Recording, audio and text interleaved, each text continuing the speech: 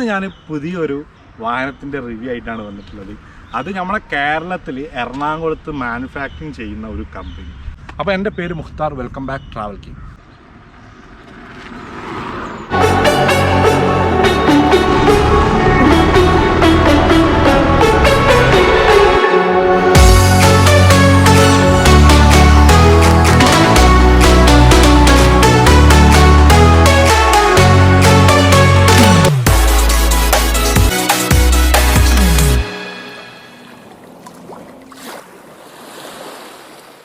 Automobile തന്നെ neutron Z300ൻ്റെ review ആണ് നമ്മൾ നോക്കാൻ പോകുന്നത്.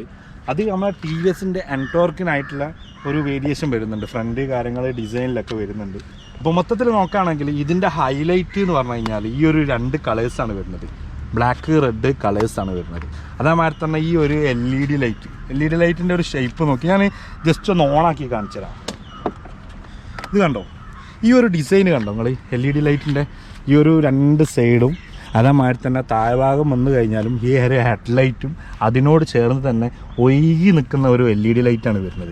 ഇത് നല്ല ഹരായിട്ടുണ്ട്. ഇതിൻ്റെ ഇൻഡിക്കേറ്റർ ഓപ്പൺ ചെയ്ത് കഴിഞ്ഞാൽ കണ്ടോ, ഈ ഒരു LED ലൈറ്റിൻ്റെ ഈ ഒരു സൈഡിൽ തന്നെ ഇൻഡിക്കേറ്റർ ഓപ്പൺ ചെയ്ത് കഴിഞ്ഞാൽ ഒരു പ്രത്യേക ഒരു ഡിസൈനാട്ടോ, ഒരു പ്രത്യേക ഡിസൈൻ. ഇത് എടുത്തു പറയേണ്ട ഒരു സംഗതിയാണ്.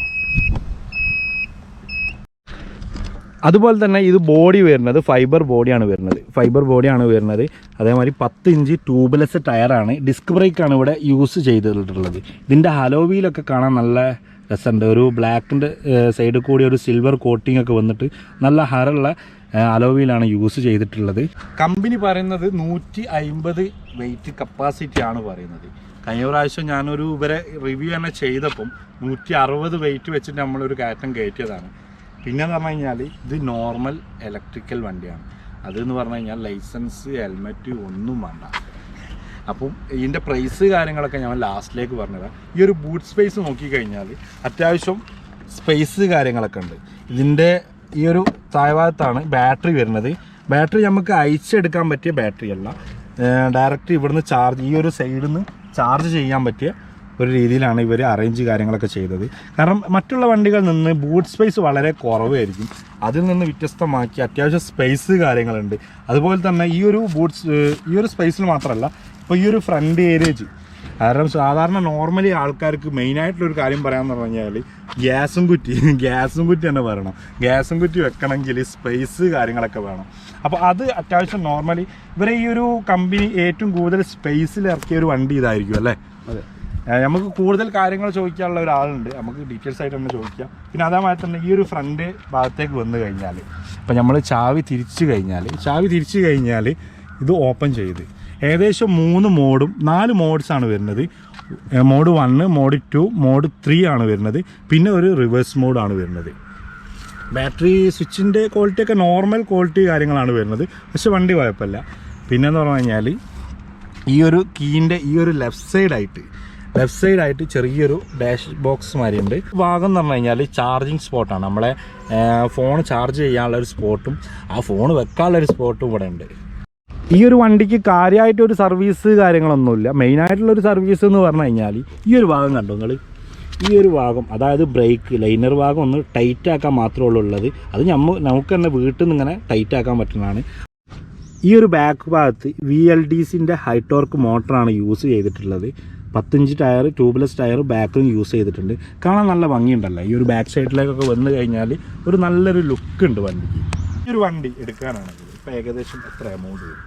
ഏകദേശം ഞങ്ങൾക്കിപ്പോൾ ഒരു ഏകദേശം ആക്കണ്ട, ഉള്ള എമൗണ്ട് തന്നെ പറഞ്ഞാൽ അല്ലേ? അത് എമൗണ്ട് പറയുമ്പോൾ എന്താ വെച്ചാൽ ഈ കമ്പാരിസൺ ആയിട്ട് കുറച്ച് വരും, വേരിയേഷൻ എമൗണ്ട് നമ്മൾ പുറത്ത് വിടാത്തത്. എന്നാലും അതല്ല, നമ്മളിപ്പോൾ എന്താ വെച്ചാൽ എമൗണ്ട് ഇപ്പോൾ ഏകദേശം ഞങ്ങൾക്ക് ഒരു 60 റുപ്യേൻ്റെ സ്റ്റാർട്ടിംഗ് ആണ് വരുന്നത്. 60 റുപ്യേൻ്റെ സ്റ്റാർട്ടിങ്ങിൽ ഏകദേശം ലാസ്റ്റ് എമൗണ്ട് എത്ര വരുന്നത്? 84 വരെ. 84 നിങ്ങൾ എത്ര മൈലേജ് പറയുന്നത് കമ്പനി? 80 to 90 കമ്പനി പറയുന്നത്. ഓരോ മാറ്റങ്ങൾ വരും കേട്ടോ. 60 to 80 ഉള്ളിലാണ് റേറ്റ് വരുന്നത്. അത് റേറ്റിൽ മാറ്റം വരുന്ന പറഞ്ഞാൽ ഓരോ കമ്പനിയിൽ ഓരോ മാറ്റങ്ങൾ വരുന്ന അനുസരിച്ചിട്ടല്ലേ. പിന്നെ ഞാനൊരു ഇത് പറയുന്നത് വെച്ചാൽ എവിടെ വേണമെങ്കിലും അന്വേഷിക്കാം. അന്വേഷിച്ചിട്ട് ലാസ്റ്റ് എടുക്കുന്നതിന് മുമ്പ് ഒന്ന് ജസ്റ്റ് ഒന്ന് ഓട്ടോമൊബൈൽ വന്നിട്ട് അന്വേഷിച്ച് റേറ്റ് ഫിക്സ്ഡ് ആക്കി പോവാം. കാരണം ഞങ്ങൾക്ക് എറണാകുളത്ത് നിന്ന് വരുമ്പോൾ അതിൻ്റെതായ അഡ്വാൻറ്റേജസ് ഉണ്ട്. റേറ്റ് കമ്പയർ ചെയ്യുകയാണെങ്കിലും ഓട്ടോമൊബൈൽ വന്ന് റേറ്റ് കമ്പയർ ചെയ്തിട്ട് ഒരിക്കലും നിർബന്ധിക്കുന്നില്ല. റേറ്റ് കമ്പയർ ചെയ്തിട്ട് കുറവാണെന്ന് തോന്നിയിട്ടുണ്ടെങ്കിൽ മാത്രം എടുത്താൽ മതി. ഓക്കെ. പിന്നെ ഇതിൽ വേറൊരു ഇതിൻ്റെ ചാർജിങ് സ്പോട്ട് എവിടെ വരുന്നത്? ചാർജിങ് സ്പോട്ട് ഫ്രണ്ടിലാണ്. ഇതിൽ കാരണം കഴിഞ്ഞ ഒരു വീഡിയോയിൽ ഞാൻ പറഞ്ഞിരുന്നു ഈ ഒരു ചാർജിങ് സ്പോട്ട് ഫ്രണ്ടിലാണ് വരുന്നത്.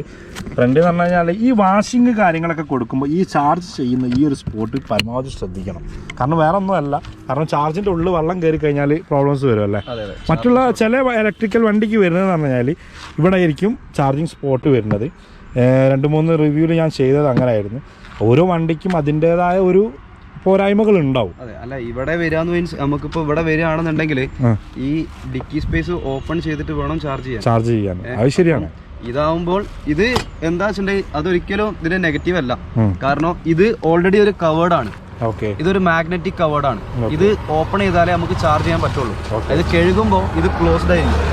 ഇത് ക്ലോസ്ഡ് ആണെങ്കിൽ ഇതിനുള്ളിലേക്ക് അങ്ങനെ വെള്ളം കയറില്ല. കയറുകയാണെങ്കിൽ തന്നെ നമ്മൾ ഗണ്ണ് വെച്ചടിക്കും. ഈ ഗണ്ണ് വെച്ചടിക്കുമ്പോഴാണ് വെള്ളം കയറുള്ളൂ, അല്ലാതെ വെള്ളം കയറില്ല. അല്ലേ? പക്ഷെ ഗണ്ണ് ഞാൻ ആ ഒരു ഇത് പറഞ്ഞ ആ ഒരു സ്പോട്ട്, ഈ ഒരു ചാർജിങ് സ്പോട്ട് ഒന്ന് ബാക്കിലേക്ക് ആക്കി കഴിഞ്ഞിട്ടുണ്ടെങ്കിൽ എന്താ വെച്ചാൽ ഇതാണ് പ്രശ്നം. നമ്മളിപ്പോൾ വണ്ടി ജസ്റ്റ് ഓപ്പൺ ചെയ്തിട്ട് വേണം ചാർജ് ചെയ്യാൻ. അപ്പൊ എന്താ വെച്ചിട്ടുണ്ടെങ്കിൽ ഇപ്പൊ രാത്രി ഞങ്ങൾ കുത്തിയിട്ട് ഇതിന്റെ ബാറ്ററി എടുത്തു കൊണ്ടുപോകാൻ എളുപ്പമാണ്. ഈ വണ്ടി ലോഞ്ച് ചെയ്തിട്ട് ഇപ്പം ഏകദേശം എത്രയായി? നമ്മുടെ കമ്പനി ഏകദേശം വന്നിട്ട് ഒരു 4-5 കൊല്ലമായി. ഓക്കെ. മെയിനായിട്ട് മാനുഫാക്ചറിങ് ചെയ്യുന്നത് എറണാകുളത്താണ് ചെയ്യുന്നത്. ഇപ്പോൾ ഈ ഓട്ടോബീന്നിന്റെ പേരിലേക്ക് വന്നിട്ട് ഇപ്പോൾ ഏകദേശം എത്ര മാസം? ഓട്ടോബി വന്നിട്ട് ഞങ്ങൾ ഏകദേശം ഷോറൂം തുടങ്ങിയിട്ട് 4 മാസം കഴിഞ്ഞു. എങ്ങനെയുണ്ട് റെസ്പോൺസ് പറഞ്ഞാൽ ഇവിടെയുള്ള ബാക്കി എല്ലാ കമ്പനീസും പൂനെ, ഹൈദരാബാദ്, പഞ്ചാബ്, ഡൽഹി ഭാഗത്തുനിന്നായതുകൊണ്ട് നമുക്ക് ഇവിടെ ഏറ്റവും കൂടുതൽ ഞങ്ങൾ സർവീസ് ചെയ്ത് തുടങ്ങിയിട്ടുണ്ട്. അതായത് ബാക്കി ബ്രാൻഡ്സിന് ഞങ്ങൾ സർവീസിങ് കൊടുക്കുന്നുണ്ട്. അപ്പോൾ ഓൾമോസ്റ്റ് കസ്റ്റമേഴ്സിനൊക്കെ ഭയങ്കരമായിട്ടൊരു ഹാപ്പിനെസ് ആണ്. കാരണം എന്താ വെച്ചാൽ നമ്മളത് ചെയ്ത് കൊടുക്കുമ്പോൾ അവർക്ക് സ്പെയർ ഇവിടുന്ന് കിട്ടാനുണ്ട്. ഇപ്പൊ വേറെ എവിടെയും കിട്ടിയിട്ടില്ലെങ്കിലും നമ്മളെ ഷോറൂമിൽ നമ്മൾ ചെയ്ത് കൊടുക്കുന്നുണ്ട്. മറ്റുള്ള വണ്ടികളിൽ നിന്ന് ഈ ഒരു വണ്ടി വ്യത്യസ്തമാക്കുന്ന എന്തെങ്കിലും നിങ്ങൾക്ക് പറയാനുണ്ടോ? തീർച്ചയായിട്ടും. കാരണം അതിനാണ് നമ്മുടെ ഏറ്റവും വലിയൊരു അഡ്വാൻറ്റേജ് പറഞ്ഞിട്ടുണ്ടെങ്കിൽ ഈ വണ്ടി മാനുഫാക്ചറിങ് എറണാകുളമാണ്. അപ്പം ഇവിടെ നമുക്ക് ഈ ടൗണിൽ എവിടെയും ഈ ഇലക്ട്രിക് സ്പേസ് അവൈലബിൾ ആയിട്ട് തുടങ്ങിയിട്ടില്ല. അതിനായിട്ട് വേറെ സ്പെയർ പാർട്സും കാര്യങ്ങളൊന്നും തുടങ്ങിയിട്ടില്ല. അപ്പോൾ ഇതിൻ്റെ സ്പെയർ കിട്ടാൻ നമ്മളെ ഷോറൂമുകളെ ഉണ്ടാവുള്ളൂ. അപ്പോൾ അത് ഞങ്ങൾ ആദ്യം ഇവിടെ ചെയ്ത് തുടങ്ങിയിട്ടുണ്ട്. അപ്പോൾ ഈ വണ്ടി ഞങ്ങളവിടെ ഏറ്റവും കൂടുതൽ പോണത് ഈ വീട്ടിലേക്കുള്ള ആവശ്യങ്ങൾക്കാണ് ഈ വണ്ടി പോണത്. കാരണം എന്താ വെച്ചിട്ടുണ്ടെങ്കിൽ നമുക്ക് ഇതിൻ്റെ ഫ്രണ്ടിൽ ഏകദേശം നല്ല സ്പേസ് ആണ് വരുന്നത്. അപ്പം ഇപ്പോൾ വീട്ടിലാവശ്യം എന്ന് പറഞ്ഞാൽ ഇപ്പോൾ ഒരു ഗ്യാസും കുറ്റി കൊണ്ടുപോകാൻ നിറയ്ക്കുക, തിരിച്ച് കൊണ്ടുവരിക, അതേമാതിരി തന്നെ കുറേ സാധനങ്ങൾ കൊണ്ടുപോകാനുണ്ടാവും. അപ്പോൾ അതിന് വേണ്ടിയിട്ട് ഫ്രണ്ട് സ്പേസ് മെയിനായിട്ട് ഫോക്കസ് ചെയ്ത് കൊടുക്കുന്നൊരു ശരിയാ. ഒരു സാധാരണ വീട്ടിൽ മെയിനായിട്ട് ഒരു ഫ്രണ്ട് സൈസ് വേണം. കാരണം ഒരു ഗ്യാസും കുറ്റി തീർച്ചയായിട്ടും ഒരു ഏതൊരു വീട്ടിലായാലും ഗ്യാസും കുറ്റി നിറയ്ക്കാനും ഇതാക്കാനും വേണ്ടി ഒരു സ്പേസ് തന്നെ വേണം. എന്തായാലും നമ്മളിപ്പോൾ ഒരു ഗിയർലെസ് എടുക്കുന്നത് എന്തുകൊണ്ടായിരിക്കും? സാധനം കൊണ്ടുപോകാൻ വേണ്ടിയിട്ടായിരിക്കും. ഇപ്പോൾ ഒരു സിമെന്റിന്റെ ചാക്ക് ഇപ്പൊ ഞാനിപ്പം ഞങ്ങളെ ഷോറൂമത്തെ കസ്റ്റമേഴ്സ് തന്നെ സിമെന്റ് ചാക്ക് വെച്ച് കൊണ്ടുവന്നുണ്ട്. അപ്പൊ അതുകൊണ്ടൊന്നും വലിയ പ്രശ്നങ്ങളും കാര്യങ്ങളൊന്നും ഇതുവരെ ഉണ്ടായിട്ടില്ല. ഇതിന്റെ ബാറ്ററി വാറന്റി എങ്ങനെയാണ് വരുന്നത്? ഇതിന് ഞങ്ങൾ ലിഥിയം അയൺ ആണ് യൂസ് ചെയ്യുന്നത്. 60 വോൾട്ട് 29 AH ബാറ്ററി. അതില് ഇതിന്റെ വാറന്റി പറഞ്ഞാൽ 3 ഇയർ ആണ് വരുന്നത്. 3 ഇയർ വാറന്റി. ഇപ്പോൾ നമ്മളിപ്പം എല്ലാവരും ഒരു സംശയം, സാധാരണക്കാരാണ് ഈ ഒരു ഇലക്ട്രിക് വണ്ടി എടുക്കാൻ നോക്കുന്നത്, ഈ ഒരു പെട്രോൾ വിലയായിട്ട്. അപ്പം ഈ ഒരു 3 വർഷം കഴിഞ്ഞിട്ട് ഈ ഒരു ബാറ്ററി ചേഞ്ച് ആകുമ്പോൾ എത്ര എക്സ്പെൻസ് വരും? ഏകദേശം നിങ്ങളൊക്കെ ചോദിക്കാൻ വെച്ചൊരു ചോദ്യമാണ് ഞാൻ ഡയറക്റ്റ് ചോദിക്കാൻ പോണത്. കാരണം എൻ്റെ കമൻറ്റ് ബോക്സിൽ ഒരുപാട് ആൾക്കാർ ചോദിച്ചൊരു ചോദ്യമാണ്. നമ്മൾ പെട്രോൾ വണ്ടി ഒഴിവാക്കി ഒരു ഇലക്ട്രിക് വണ്ടി എടുത്തു കഴിഞ്ഞാൽ 3 വർഷം കഴിഞ്ഞിട്ട് ബാറ്ററി അഥവാ മാറ്റേണ്ട ഗതി വന്നു കഴിഞ്ഞാൽ ഈ ഒരു വലിയൊരു എമൗണ്ട് കൊടുക്കേണ്ടതെന്ന്. പിന്നെ അതിലുള്ള ഒരു ആൻസർ ഞാൻ പറഞ്ഞുതരാം. കാരണം നമ്മളൊരു പെട്രോൾ വണ്ടി യൂസ് ചെയ്യുകയാണെങ്കിൽ നമ്മൾ ഒരുപാട് റൺ ചെയ്ത് കഴിഞ്ഞാൽ നമ്മുടെ വണ്ടിക്ക് എൻജിൻ കംപ്ലയിൻറ്റ് വരുന്നുണ്ട്. അത് നിങ്ങൾ മറക്കരുത്. പിന്നെ എന്ന് പറഞ്ഞാൽ ഏതൊരു വണ്ടി നമ്മൾ യൂസ് ചെയ്യുന്നത് മാതിരിയാണ്. റഫ് യൂസിങ് ആണെങ്കിൽ അതിൻ്റേതായിട്ടുള്ള ഒരു വർക്ക് എങ്ങനെയാലും വരും. അപ്പോൾ അത് പറഞ്ഞു. പക്ഷേ ഏറ്റവും വലിയൊരു ഗുണം എന്ന് പറഞ്ഞിട്ടുണ്ടെങ്കിൽ എന്താ വെച്ചിട്ടുണ്ടെങ്കിൽ ഇതിന്റെ ബാറ്ററിയിൽ നമുക്ക് ഒരു 7 രൂപയുടെ കറണ്ടിലാണ് 85 കിലോമീറ്റർ. 85 എന്നുള്ളത് ഞാൻ വെറുതെ പറയുന്നല്ല, നമുക്ക് പ്രൂഫ് ഉണ്ട്. അതായത് ഞാൻ തന്നെയാണ് വണ്ടി ഓടിച്ച് 85 കിലോമീറ്റർ ഓടിച്ച് ഡൗൺ ആക്കി വണ്ടി കൊണ്ടുപോയി വെച്ചത്. അപ്പം അതിനുള്ള പ്രൂഫ് ഷോറൂമിലുണ്ട്. വരുന്ന ആൾക്കാർക്ക് ഞങ്ങളത് നേരിട്ട് കാണിച്ചു കൊടുക്കും. കോട്ടെ ഇനിയിപ്പോൾ 10 രൂപയ്ക്കാണെങ്കിലും ബസ്സിനെ കൊടുക്കണം. അപ്പം മിനിമം ചാർജ് ഒരു 10-12 രൂപ കൊടുക്കണം. അപ്പം കാരണം ഒരു 55 കിലോമീറ്റർ നമ്മൾ നോർമൽ ഒരു ബൈക്കിൽ പോവുകയാണെങ്കിൽ നമുക്ക് ഏകദേശം ഒരു 200 രൂപേന്റെ പെട്രോൾ എന്തായാലും 40 കിലോമീറ്റർ നോക്കുകയാണെങ്കിൽ തന്നെ ഒരു 200-230 രൂപേന്റെ പെട്രോൾ വേണം. ആ ഒരു സ്ഥാനത്താണ് 10 രൂപേന്റെ ഉള്ളിലായിട്ട് നമുക്ക് എമൗണ്ട് വരുന്നത്. അത് വേറൊരു ഗുണം എന്താ വെച്ചിട്ടുണ്ടെങ്കിൽ ഈ പെട്രോൾ വണ്ടി ഓടുമ്പോൾ അതിന്റെ ഓയിൽ എൻജിൻ പ്രവർത്തിക്കുമ്പോൾ ഈ ഓയിൽ മാറ്റേണ്ട ടൈമുകൾ വരും. അപ്പം ഈ ഓയിലിനൊരു എക്സ്പെൻസ് ആണ്. അതേമാതിരി തന്നെ ഈ കാർബറേറ്റർ ഉണ്ടെങ്കിൽ ഈ പെട്രോൾ വണ്ടിയിൽ എന്തായാലും വരുന്നൊരു കുറേ മെയിൻ്റനൻസാണ്.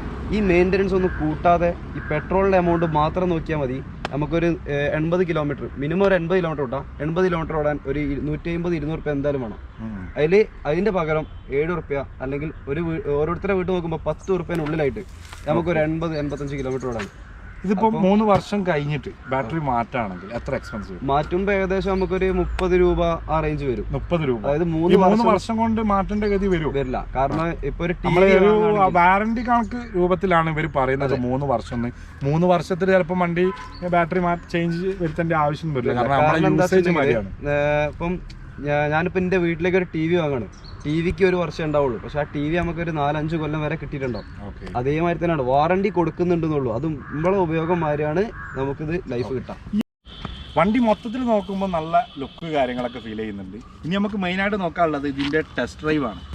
സാധാരണ ഒരു ഹെൽമെറ്റ് വേണ്ട, ലൈസൻസ് വേണ്ട ഒരു ഇലക്ട്രിക്കൽ വണ്ടി എന്ന് പറഞ്ഞാൽ നമ്മൾ നോർമൽ ഓവർ എക്സ്പെക്റ്റ് ഒന്നും ചെയ്യൂല, ഒരു നോർമൽ വണ്ടി ആയിരിക്കും പ്രതീക്ഷിക്കുക. പക്ഷെ അതിൽ നിന്നൊക്കെ വ്യത്യസ്തമാക്കി നല്ല പെർഫോമൻസ് ചെയ്യുന്ന ഒരു വണ്ടിയാണ്. മാക്സിമം സ്പീഡ് 25 കിലോമീറ്റർ ആണ്. ഇപ്പോൾ ഒരു വീട്ടിൽ ഒരു ലേഡീസ് ആണെങ്കിലും ഒരു പ്രായമുള്ള ആൾക്കാരാണെങ്കിലും നമ്മുടെ വീട്ടു ആവശ്യങ്ങളൊക്കെ ഉപയോഗിക്കാൻ പറ്റിയ ഒരു നല്ല വണ്ടിയാണ്. എനിക്ക് ഓടിച്ചതിൽ നിന്ന് മനസ്സിലാക്കിയത്. കാരണം ഓവർ പ്രൈസും കാര്യങ്ങളും ഇല്ല, ലോ പ്രൈസാണ് വരുന്നത്. അപ്പോൾ നിങ്ങൾക്ക് വീഡിയോ ഇഷ്ടപ്പെട്ടിട്ടുണ്ടെങ്കിൽ അവരെ കോൺടാക്ട് ചെയ്യുക. അവരുടെ ഡീറ്റെയിൽസ് കാര്യങ്ങളൊക്കെ ഞാൻ ഡിസ്ക്രിപ്ഷൻ ബോക്സിൽ കൊടുക്കും. നിങ്ങളുടെ അഭിപ്രായങ്ങൾ കമൻറ്റ് ബോക്സിൽ രേഖപ്പെടുത്തുക. അപ്പോൾ നെക്സ്റ്റ് നമ്മൾ കൊമാക്കി ക്രൂയിസ് മോഡൽ, ഇന്ത്യയിൽ തന്നെ ഫസ്റ്റ് ഒരു ഇലക്ട്രിക്കൽ ക്രൂയിസ് മോഡലാണ് റിവ്യൂ ചെയ്യാൻ പോണത്. അപ്പോൾ നിങ്ങൾ അത് വെയിറ്റിംഗ് ആണെങ്കിൽ അതും കമൻറ്റ് ബോക്സിൽ രേഖപ്പെടുത്തുക. അപ്പം